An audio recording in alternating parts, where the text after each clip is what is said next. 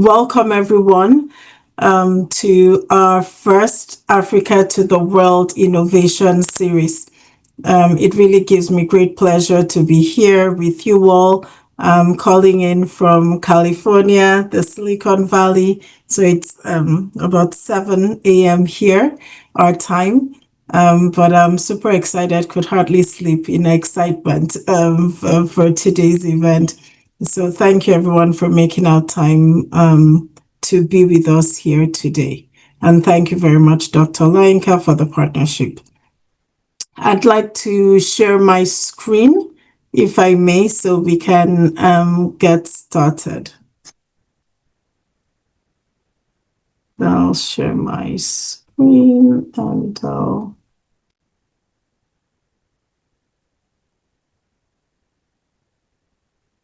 Okay, can everyone see my screen? Yes. Okay, great.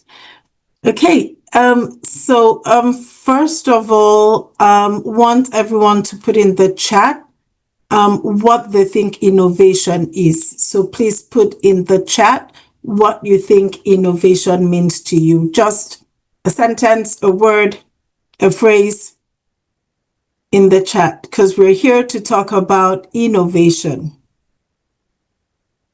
So please, in the chat, let's see what we have.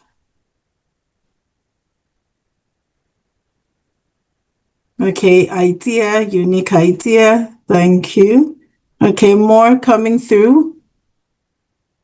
What do you think innovation means? Okay, critical thinking, birth solutions. Let's keep the chat coming.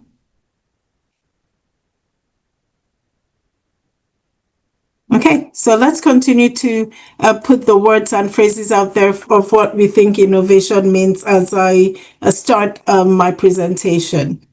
So like Dr. Olayinka mentioned, this is our first in a number of series that we'll be putting on together in collaboration with Dr. Olayinka's office at UNILAG and also my company, African Technology and Innovation Institutes.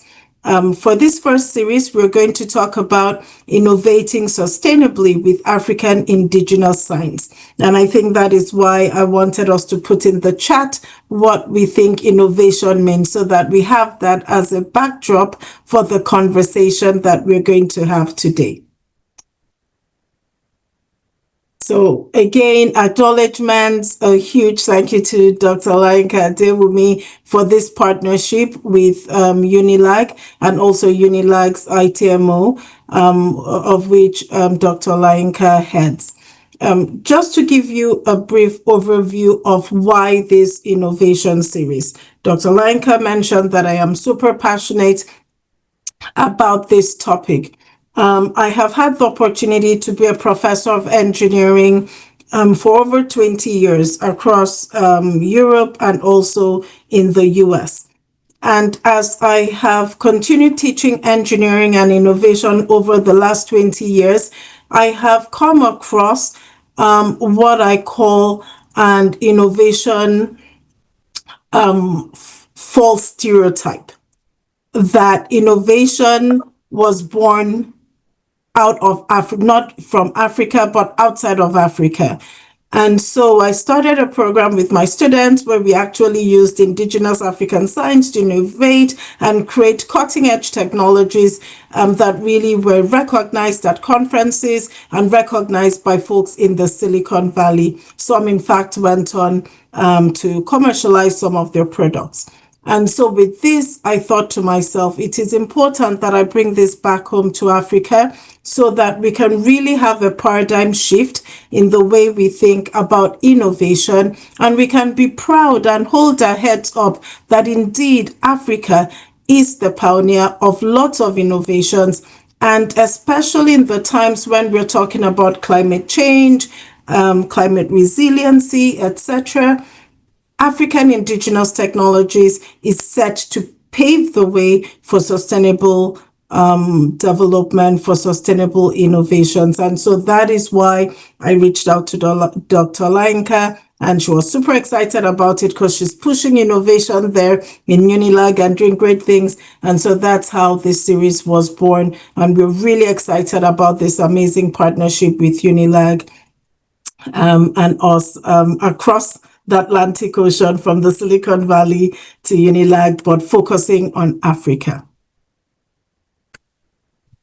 So how about talking a little bit about the work we do at African Technology and Innovation Institute and Sabio Africa Network. And I won't spend too much time on this because later we'll put the links in the chat to our website for you to learn more about what we do and to subscribe to our newsletters, etc. So African Technology and Innovation Institute, which is the parent company for Sabio Africa Network, is a US registered company. We're a US based company, but really Afrocentric, focusing on Africa and focusing on changing the narrative of African technology and also being that knowledge hub between the global north and the global south, but in particular to really amplify our indigenous technologies in Africa and showcase it to the rest of the world. And today you're going to see some of those technologies being showcased in the presentation that I have today. And Sabio Africa Network really is that multimedia element of African Technology and Innovation Institute. And we have little micro documentaries, gazettes, little publications that we put out there all around African technologies and indigenous African technologies, because we want you all, the next generation, to be the disruptors in the global ecosystem, to be the next people that create an even better electric vehicle, better than the Tesla, to be the next people that create the best AI infrastructure, the best AI large language models, rather than always waiting for technologies from the global north to come to us. And so that is what we're here to really create, that ecosystem in partnership with you all. So let's get started on our talk today. So first I asked everyone, hey, what is innovation? And we put out different concepts of what we think innovation is, and all those are absolutely correct. I wanted to start off our discussion on the innovations, evolution and revolution. Most of you here are students, folks from academia, industry, researchers, and what we want to always do is to innovate. Now, over time, as I've continued teaching innovation here in the Silicon Valley, I have noticed a shift, and this is what I teach now. We have a paradigm shift from functionality to usability. And so if you want to come up with cutting edge innovation, it no longer suffices that your innovation is just functional. What do I mean by functional is, well, I want to design a phone and it can make a call, or I can send text message. That's functionality. To have cutting edge innovation, you need to think about the user. And so how does it work for the user? What colors do I use? What is the psychology behind the user's use of this sort of devices? And so here in the Silicon Valley, we've moved a lot to usability. And again, that underscores moving from operational design to user-centric design. And that is what really gives cutting-edge innovation. Innovation has also moved from affordability to sustainability. And we see this in consumers' purchasing habits. And so data has shown that current generations, millennials, Gen Z, and even Gen X's would rather buy something, spend a little bit more money to buy a product that is sustainably designed, sustainably manufactured, versus buying a cheap product that is not sustainably manufactured. We see that a lot in the US based off of consumer purchasing habits. And so it's no longer good to just use any old waste type of material that is not sustainable to design products. What people are looking for now are products that have been designed sustainably. and they're happy to put that little extra, I'll call it dollars, I guess, or naira, to purchase that product. So again, as innovators, important for us all to understand the evolution that is occurring and the revolution that is occurring globally around innovation. And I'll get into our African innovation shortly, but I thought it is important to have this backdrop to really understand innovation. Innovation also has to be adaptive and appropriate, and that is where African innovation comes in. The question for us all is, why are we continuously importing innovation from the global north, and most of them are not even appropriate for us in Africa? We need to really think organically and indigenously. And I know most of you here in academia and industry do have those sort of developments, do have those sort of innovations, and later would love to hear about some of them later when we have our Q&A. But innovation needs to be adaptive. And when I talk about some of our African indigenous technologies, you'll hear me talk about some of the adaptability of our indigenous technologies and the appropriateness of those. And if you have questions, we'll have Q&A towards the end, so you can hold on to your questions and also be putting them in the chat as I go along, just in case you think you'll forget them. Again, this is just setting the backdrop for what I'm going to show you shortly about African indigenous innovations. And so we're talking about sustainability. Why must we innovate sustainably? I think everyone knows the answer. We're seeing all the climate change issues, flooding, global warming, all the issues, they are there staring us glaringly in the eye, whether you're a believer regarding climate change or not. The effects are far-reaching, and we can all feel the effects of climate change and global warming. And so it is important for us as engineers, scientists, innovators, creators, manufacturers, designers, to constantly think about sustainable innovation. Sustainable innovation has this facet to it. We need to ensure that our product is environmentally responsible, has positive social impact, has economic viability, and also facilitates or encourages collaboration and partnerships. Just this slide alone could be an hour's talk. And so I just wanted to put this out here again as a backdrop of the conversation we're having today. We're talking about sustainable innovation, but going through the African indigenous route. But these are the things that we need to consider. These are the facets, the elements we have to consider when thinking about sustainable innovation. And we're going to see how our African innovations indigenously, our ancestors, without being given this model, actually innovated in a sustainable manner with these considerations in mind. So again, setting the stage, I'm setting the stage for innovation and for African Innovation Showcase.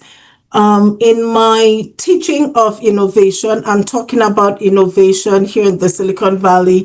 I have come up with what I personally call the innovation triangle model. And this is how I teach innovation, that when we want to come up with sustainable innovation, we need to have these three facets there. We need to apply root cause analysis. And if you're an engineering student, I know you know this already, but we apply root cause analysis. You understand root cause analysis, design thinking algorithm, and sustainable design.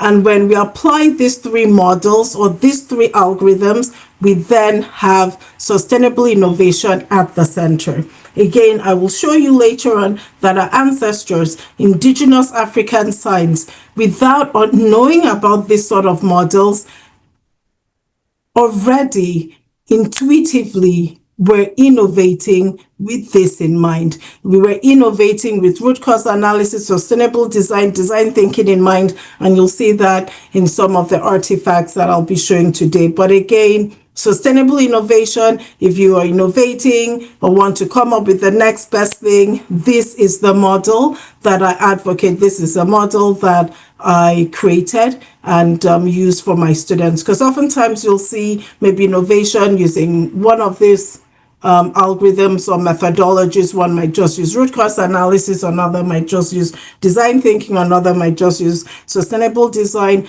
But I think personally that to really have long-standing sustainable innovation, we've got to use these three models. And this is how I innovate and teach innovation. So again, sustainable design, this is what sustainable design means, to really look at the life cycle analysis of a product from raw material extraction, processing, manufacturing, distribution, use, and end of life. Are we considering sustainability in all these different stages of the life cycle of a product? Are we considering the environmental impact? Are we considering the social impact, the economic viability, the ability for it to create collaboration and partnerships? And this must be considered at each of the stages of the cradle to grave cycle of a product, or if you want to call it, the life cycle of a product. Again, these are concepts that are known in industry, and I will evidence to you and show you all, or also how our ancestors intuitively already were applying this in creating innovative, sustainable products. But again, if you are here thinking of going towards sustainable innovations, you've got to consider each of the stages of the life cycle of a product and apply that sustainability model that I showed you earlier on, where it talks about economic viability, environmental impact, social impact, and facilitation of collaboration and partnership. And that must be evidenced in each of these stages. Okay, so again, our indigenous technologies had all these different facets to it. All the different methods were used in our indigenous African technologies and design. So let's start. First, talking about off-grid refrigeration. How many people are constantly complaining of, is it NEPA now in Nigeria or something else? How many people have had power outage in the last 1 month? Please put in the chat. If you've had a power outage, yes, no, yes, no. In the last 1 month, put in the chat.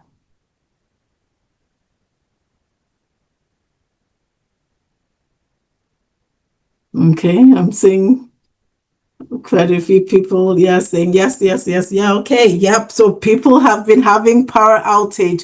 And I bet with the heat, the scourging temperatures rising, one of the key things is, hey, I need ice water.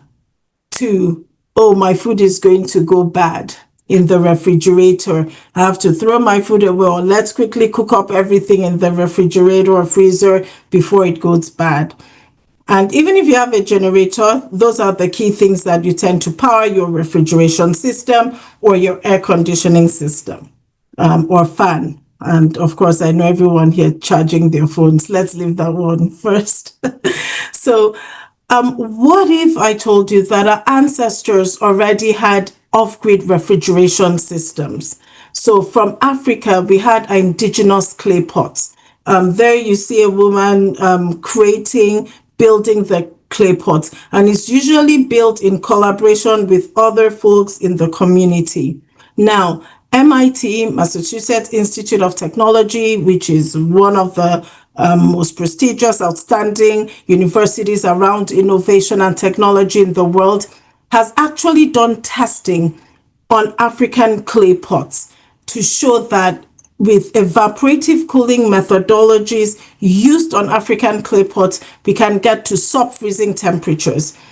In my own lab with my students, we have built clay pots in partnership with our ceramics department, built clay pots using evaporative technologies, using different mathematical algorithms to design the volume, the shape. We applied calculus, etc., built the clay pots, and we had sub-freezing temperatures. We could put a vial of vaccine in it, and it stayed cool to the recommended temperature. We put fruits and food, and they stayed cool in there. And so this is what Africa has had. And now to the right side of the screen, you see this cool water dispenser cooler. They sell it at Walmart, and guess how much they're selling this? This image here, this item here, at Walmart here in America. They're selling it for over $100. And so this is technology that Africa has created, but we're not adopting locally in Africa, but the world is taking it over, because the world now in the West, the North, they want sustainable solutions. Africa has sustainable solutions that we can create, commercialize, and export to the rest of the world. Why aren't we doing that? We need to really start doing that and to start shifting our thinking regarding indigenous African technologies. Because this is 100, I think some shops actually sell this for $200 here. MIT also did another study, and I also did this study in my lab with the zero cooling pot, again using evaporative cooling. And just to blow your mind regarding the difference between having the zero cooling pot, which acts as a refrigeration system, using zero electricity, using zero hazardous gases. If you don't know, refrigeration systems, especially those that we still currently use in Nigeria or on the continent in Africa, quite a lot of them use HFC gas, which is one of the key gases that deplete the ozone layer. And so the Montreal Protocol is trying to get us to move away from those sort of refrigeration systems, move away from those sort of air conditioning systems. And so what if we could actually use our clay pots, develop those, and sell them? They're made by women or people locally, or you all here, and they could be sold, zero electricity needed. And so this was experiments that was done with zero cooling pot regarding the shelf life of products. So without the zero cooling pot, if you put your tomatoes out, the lifespan was 2 days. With the zero cooling pot, 20 days. This is even better than a standard refrigeration system. So it actually preserves the produce even better than the current modern refrigeration system. Guavas, you can see the data there, rocket, okra, carrots. So the zero cooling pot, which is the cooling pot, the clay pots that our ancestors built, works, if designed properly, outperforms a standard modern refrigeration system. MIT, the world here, is looking into this, looking at the commercialization of this, and we on the continent need to also. Okay, we are going to move on to the next innovation that I'm going to show you. Next innovation are agricultural innovation technologies. Historically, in Africa, we've had what we call the Tassa irrigation system, which is a method where we dig little holes on the ground and put some material to hold water, and the plant grows, and it's pretty much, almost in air quotes, more drought resistant than if this method was not used in drought prone places. Now, because of climate change, we're having a lot of deforestation, acidification of soil, and so it is now important globally to look for really sustainable methods and intelligent methods for agricultural technologies and to grow agricultural produce. The world is using hydroponics. The Tassa irrigation system was hydroponics. The world has taken it and has called it hydroponics. no credit to Africa. Well, we're giving credit to Africa now, but just to put it out there that this is indigenous African technologies, hydroponics technologies, aquaponics technologies, which is revolutionizing agriculture here in the global north, was born from Africa. And so we can take our indigenous African technologies and pre-develop them and sell to the world. We're already giving it to the world. We've given it to the world, but we could develop it, use it on the continent, and also export it. Next, mud houses, and I know some of you would laugh, oh wow, I left my village because they were living in mud houses. Those people in mud houses are archaic. Well, turns out that African mud houses are really sustainable ways of building houses. And now, even here in the Silicon Valley, we have multiple companies that have fabrication facilities that actually mold mud bricks and are pushing that out as a better alternative to building. Cement, for those of you that follow construction and housing, you will all know that cement manufacturing is one of the key contributors to global warming. I think it contributes about 8%, over 8% to depletion of the ozone layer, and even that is in its manufacturing stage, and it's in use stage. As you're using your cement houses, it is sending off, it is emanating toxic gases out real time with concrete housing. So our own indigenous African mud houses, which here in the Silicon Valley people are adapting and taking up again, were actually designed with zero adverse effect on the environment. It is biodegradable, environmentally friendly, and also keeps the home cooler. So if we actually were using mud houses, you'll not need your air conditioning systems, etc., or maybe not use them at the rates that we use them. And in Burkina Faso, I mean, there's some research that the government, some researchers in the US are doing in Burkina Faso and really supporting them to rebuild their mud housing communities. And they're noticing the need for air conditioners reduced and for fans reduced because those mud houses are cooler, and because the just sheer physics and chemistry, the mud houses will hold the heat more. They're better insulators than concrete. They will hold that heat more and not pass it on into the interior of the house versus the concrete houses, which immediately it takes in the heat, it's passing it into the interior of the house. And so your homes are heating up, etc., and you're turning on your AC and using your generator till infinity.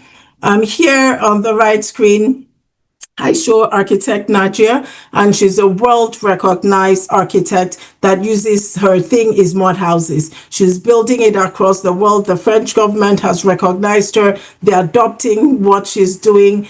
And here also we have what we call Adobe. The indigenous Native Americans here built mud houses and they call it Adobe. And I'm sure some of you would have been wondering, oh, that's a Acrobat, Adobe, PDFs, etc. Well, they named it after Adobe, but Adobe is resilient mud houses that are resilient and eco-friendly, and the world is moving back to that direction because they realized that this was the sustainable, eco-friendly, and the best technology we had.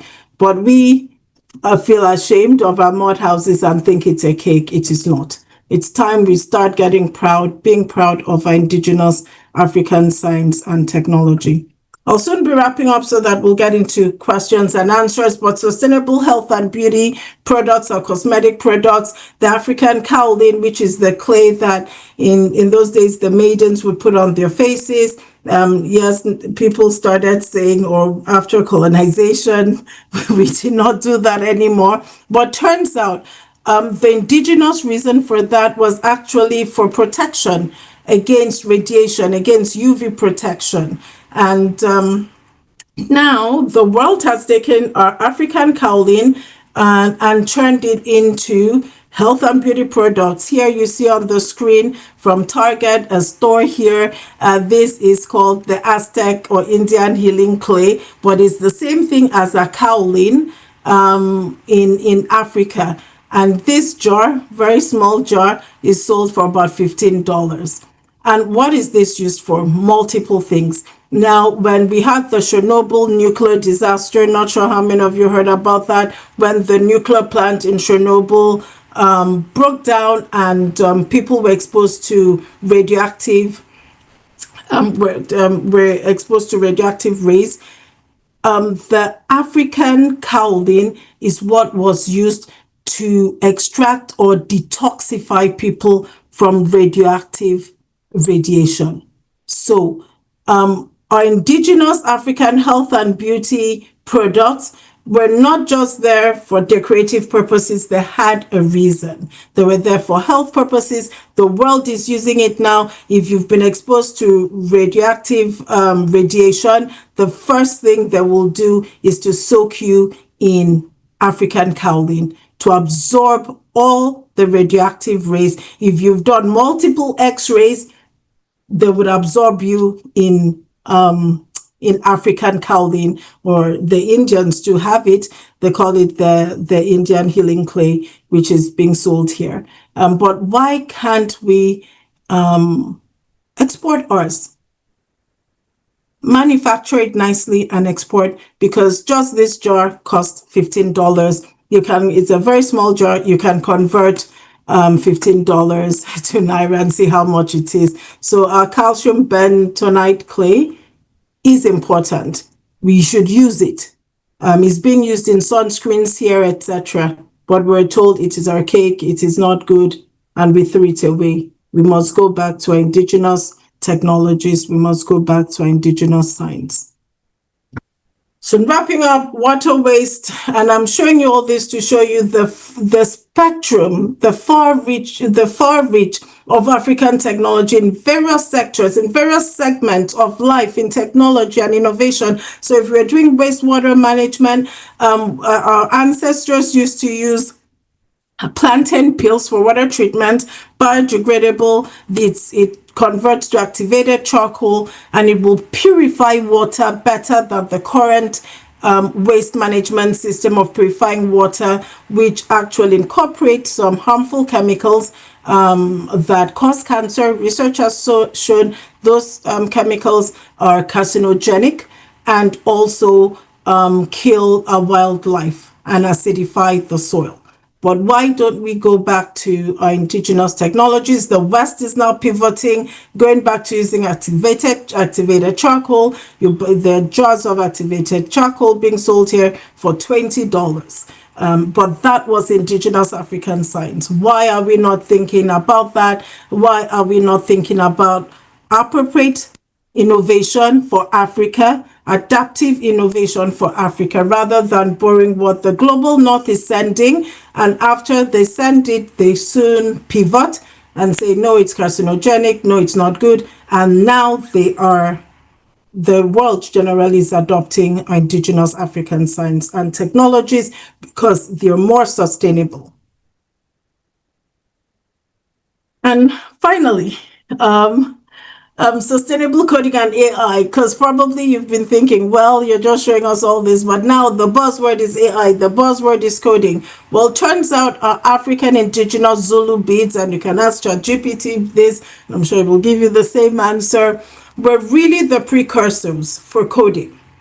And not just Zulu beads. I think almost every culture in Africa had beads that carried messages. But the Zulu beads in particular stand out because of their different patterns, the sequencing. Anyone that does coding here or AI knows that it's just about sequencing and pattern recognition and following patterns. And so the Zulu beads is the earliest form of coding or artificial intelligence. When we talk about artificial intelligence, this is it here. There's a pattern to the message. There's a sequence to the message. And so what if we actually adopt this in starting to teach folks about coding and AI? It is a smaller, a lower learning curve than just bang, start your coding and all that. We can understand, we can translate our messages. But I share this in particular so that we are proud of who we are. We are proud of our indigenous technologies that we started coding. Coding did not start here in the West. It did not start in the Silicon Valley. It started on the continent, just using bits to pass messages that carry multiple messages. The patterns have different messages. The colors carry different messages. And this is intelligence. When we say artificial intelligence, is just intelligence that we're not directly just speaking out, but we're passing a message artificially. And this is the earliest form of artificial intelligence and coding in the world. Okay, so like I said, that was wrapping that up. If you want more information, more micro documentaries, please scan this QR code. It will take you directly to Sabi Africa Network's website, and then you can subscribe. And we have a plethora of micro documentaries there, and periodic newsletters that we send out so that you can get more information about additional innovations. I cannot talk about all of them today because there are so many of them. But I hope that we are proud of who we are. I hope that as Africans, we can start creating our own tables, not waiting to be invited to a table, that the technology doesn't even fit our technology needs, that the technology innovation is not appropriate for us. We've got to think of technologies that are appropriate, that are adaptive, and technologies that are sustainable. And our African indigenous technologies are exactly that. And we need to export it to the rest of the world. And this will help our GDP. It will help with job growths. And for the youth here, I hope that you can take any of these technologies, convert it to your business, start a startup around this. Reach out if you need any support with that.